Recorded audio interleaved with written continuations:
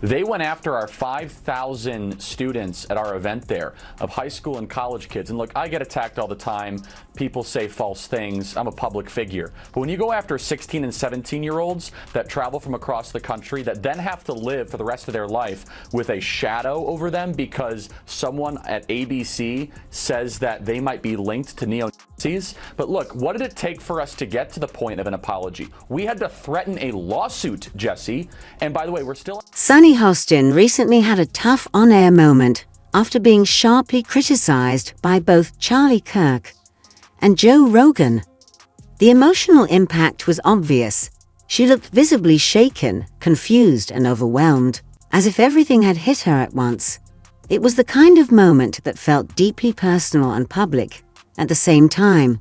So what exactly did they say that left Sunny so rattled? Disgusting, gross elitism and her complete out-of-touch nature with respect to the rest of the world. Sunny Hostin goes on The View and decides now would be a great time to dump all over the so-called uneducated. What we did not have is white women who voted about 52%, right, for Donald Trump. Uneducated white women, is my understanding.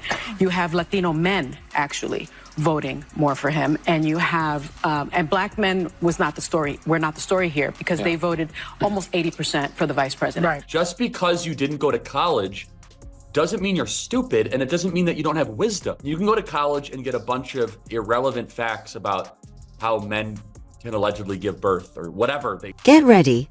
This takedown was so intense, it probably had the teleprompter blinking in disbelief. It started out like a typical week for Sunny Hostin, confidently sharing her views, surrounded by applause from a supportive audience. But then came a double hit, one from Charlie Kirk and the other from Joe Rogan. On one side, Charlie Kirk, known for his fiery presentations and no-nonsense style, delivered a blistering critique at a college event. He wasn't even in the same building, but that didn't stop him from dismantling Hostin's credibility with statistics and direct language.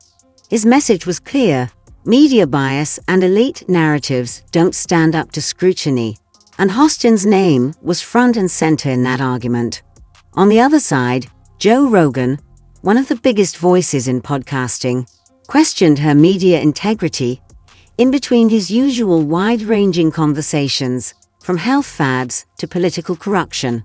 The timing and tone made it all hit harder, especially since Hostin appeared unaware it was coming, caught up in another confident monologue on air.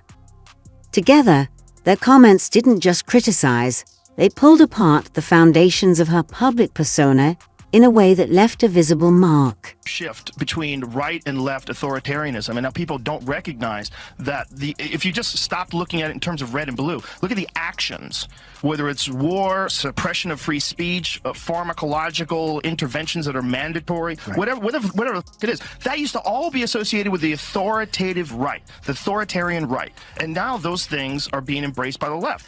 And I just think it's just an ideology thing, and I think we get confused and we think we're on the right side, and if it's our side that's saying this, for sure that's the right thing to do, and no one's critically thinking about this. Joe Rogan is the gateway drug for young men that thought they were Democrats to become MAGA. Joe Rogan is the bridge. And on that bridge, they'll see RFK. They'll see Elon. Charlie Kirk didn't even need to mention Sunny Hostin by name. He simply began breaking down what he sees as the same talking points often repeated on The View: claims about widespread voter suppression, blanket statements about conservatives, and assumptions about Republican intentions. These are familiar arguments, but Kirk took a different route. Instead of applause lines, he brought data. What set him apart was his use of real statistics, figures that challenged the narrative and weren't easily dismissed. One of his key points: a growing number of minority voters are beginning to lean conservative. Why? According to Kirk, many are tired of being treated as political talking points by wealthy commentators who are far removed from everyday economic realities like high gas prices or rising grocery bills. It was a sharp contrast to the usual studio audience approval, and while Hostin wasn't the direct focus, Her views were clearly part of what Kirk was taking aim at. Point I'll say is this, is Sunny, you guys thought that abortion was going to be this like quasi-zealot religious issue. I'm pro-life. If people in the audience aren't, that's fine. What I'm saying though, what gives me promise, and I think we can all agree on this, is that there are other issues that should animate and drive our politics other than this very divisive one. And I was really encouraged by that, Megan. Very encouraged, because the media was forcing this as an up or down vote on a referendum on a highly complicated, very emotional, very personal issue. And it turned out the American people were like, yeah, actually, these other 6 things matter. And Charlie didn't stop there. He took direct aim at what he sees as the disconnect between elite media figures and everyday Americans. He criticized the image of wealthy TV personalities speaking about oppression from the comfort of high-rise studios, enjoying luxury while insisting the system is stacked against them. He called out what he views as the irony: multi-million-dollar hosts telling working people how unfair the country is, all while living lives far removed from the struggles most Americans face. According to Charlie, the only thing staged in those studios is the applause. Then came the real blow. He pointed to Sunny Hostin as the symbol of media elitism, someone who, in his view, represents a class of pundits who confuse camera time and scripted prompts with wisdom and insight. It was a direct challenge to the credibility of the commentary, coming from TV's biggest platforms. Charlie Kirk's the founder and CEO of Turning Point USA and the author of the new book, The College Scam. So, Charlie, do you accept the View's apology? I mean, regardless of whether or not I accept it, the question is, do our students accept it? That's really what's at heart here. Charlie didn't hold back. He called out how some television personalities seem to confuse their wealth and status with having a superior moral compass. His point was simple: flying first class or living in a luxury high-rise doesn't make someone an authority on the struggles of everyday Americans. Listening to life advice from someone that far removed from working-class reality, he argued, just doesn't add up. But here's where Charlie's critique stood out. He didn't get personal. He didn't take cheap shots at Sunny Hostin's appearance, intelligence, or style. Instead, he challenged the foundation of her political arguments. He questioned whether her views reflect real-world experience at all. It was a direct hit on credibility, not character. And just when you thought the moment had passed, in stepped Joe Rogan. Unpolished, unscripted, and ready to weigh in. No flashy graphics, no formal setup. Just a mic and a straightforward style that resonates with millions. His approach may be different, but the message was just as pointed. It is the show that people love to hate. Yes, that's true. That's true. They get so much hate watching viral clips of them saying ridiculous things. I mean, Yeah. it is a rabies-infested hen. Joe Rogan doesn't rely on props or polish. His style is direct, unscripted, and often brutally honest. In Sunny Hostin's media world, where common sense can sometimes feel out of place, Rogan's words hit differently. No charts, no production, just a few sharp jokes, a smirk, and that familiar shrug that says, "Are they serious right now?"